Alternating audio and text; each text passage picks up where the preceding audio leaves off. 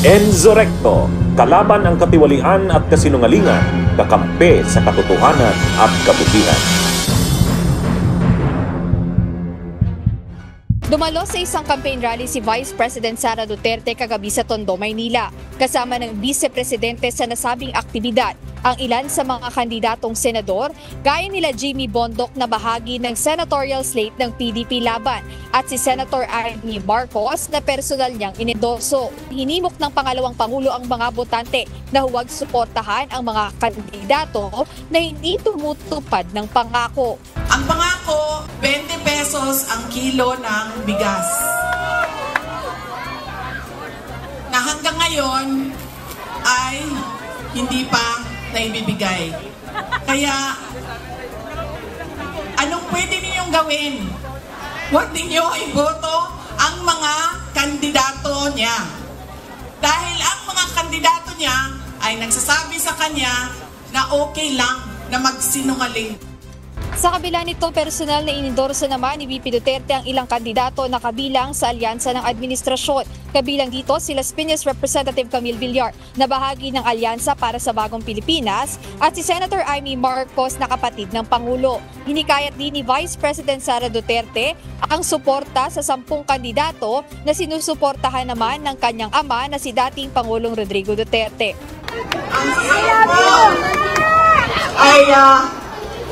Mangangampanya po ako sa inyong lahat.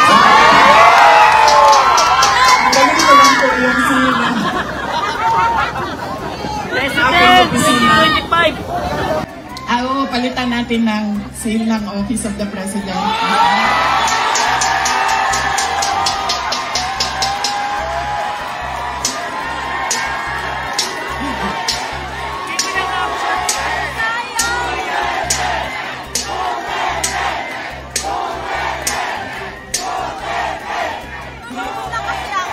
Tinanggal ko lang kasi iba kasi yung opisina, iba din yung pangangampanya. Pero kung sa Pangulo lang, pumili na lang kayo.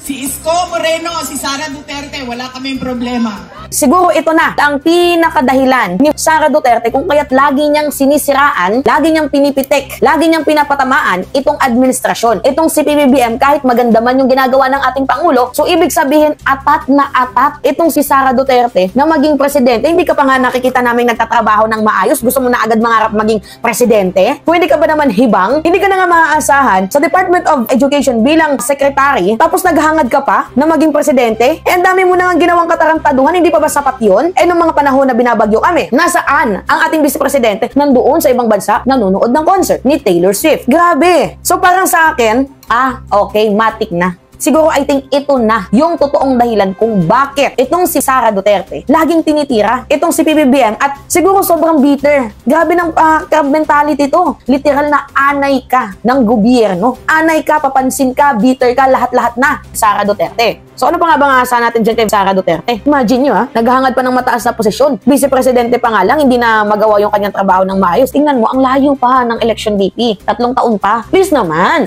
magtrabaho ka muna ng maayos. Wala ka nang ginagawa, naghahangad ka pa na maupo bilang presidente. Ngayon pa nga lang wala kang nagagawa. Ano pa kaya pag naging presidente ka? Yung ginagawa mo ngayon, puro paninira lang. Kaya bago nyo iboto, kung sakaling mang makatakbo ka yan, pag-isipan nyo muna kung para sa bayan ba yung kanyang pagtakbo or para lamang sa kanyang personal na interest. Ayan mga kababayan, yung political rally ni Isko Moreno, tumatakbo bilang mayor ng Maynila, pinasok na po ng mga DDS ni Sara Duterte, ni Amy Marcos, at eto, so yan, ginamit na si Isko. Hindi pa po nananalo yan. Kaya sinasabi ko po sa inyo, mga kapwa ko batang Maynila, katunayan na yan, na talagang hawak sila ng mga DDS. At kapag nagkataon, hahawakan na rin ng DDS etong Maynila. Kapag binigyan nyo ng pagkakataon, etong kandidatong ito na manalo dyan po sa eleksyon sa Maynila, yari po ang Maynila. Kaya mag-isip-isip po kayo. Todo suporta ako kay Isko. Kung tumakbo siyang senator, talagang susuportahan ko siya. Kaso tumakbo sa Maynila Tapos ang mga kasama pa niya, mga DDS, si Mocha Uson, Banat Bay, nag-iikot-ikot sila. At tapos pumasok na si Amy Marcos, si Marcoleta. Nandiyan na sila lahat. Ngayon, eto si Sara Duterte. Wala na. Mag-iingat po kayo ng iboboto ninyo. Siguraduhin nyo, yung nakapaligid po dyan ay hindi po madidiktahan o maimpluwensyahan yung inyong kandidato. Pero sa tingin ko ngayon pa lang, wala na. Parang ang ano ngayon parang nangangamoy na ang 2028. Si Sara Duterte naman, sa kanyang talumpati doon, sa kanyang mensahe, sa rally ni Isko, maaga nang namulitika.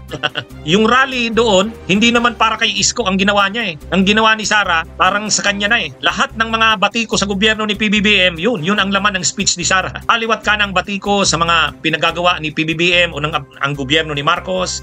Kaya ang nangyari, parang rally ng mga pambabatikos ni Sara sa gobyerno ni PBBM. Pero rally yun ni Isko. Ang politika kasi mga kabunyog ng Manila, ang naglalaban-laban na mayors. Si Sam Versosa, Ani Lacuna, saka itong si Isko Moreno. Kung maglalaban talaga dito, makinarya ng administrasyon versus makinarya ng Duterte. Pagdating sa Manila, ang alam ko sa maraming nakakausap ko, mas malakas ang Marcos kaysa Duterte. Baluarte ng Marcos ang Manila. Kumbaga, nung eleksyon ng 2022, mas Marcos ang nagdala sa Manila kaysa Duterte.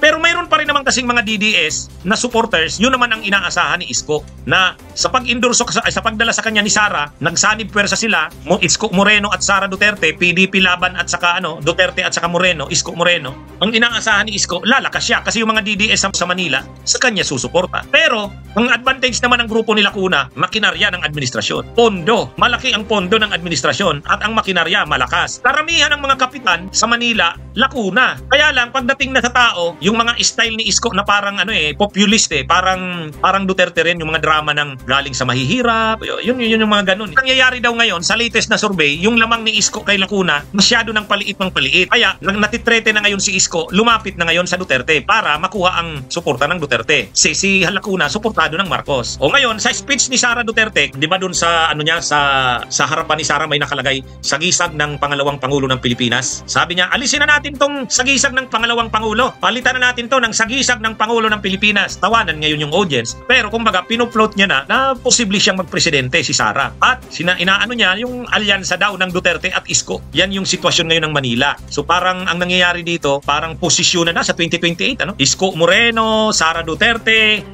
nandun si Amy Marcos. Ito talagang si Amy Marcos. Sira talaga ito sa pangalan ng Marcos Ang pamilya Marcos at ang Romualdez, ang administrasyon, ang suportado si Lacuna. Itong si Amy sumasama kay Yorme Isko. O ngayon, nagsama-sama sila. Bunyog, halikan na kasama ka. Bunyog, kapag buklod ay may pag-asa. Luzon, Visayas, Mindanao, isa ang pananaw. Sa bagong Pilipinas ang bunyog isisigaw. Bunyog.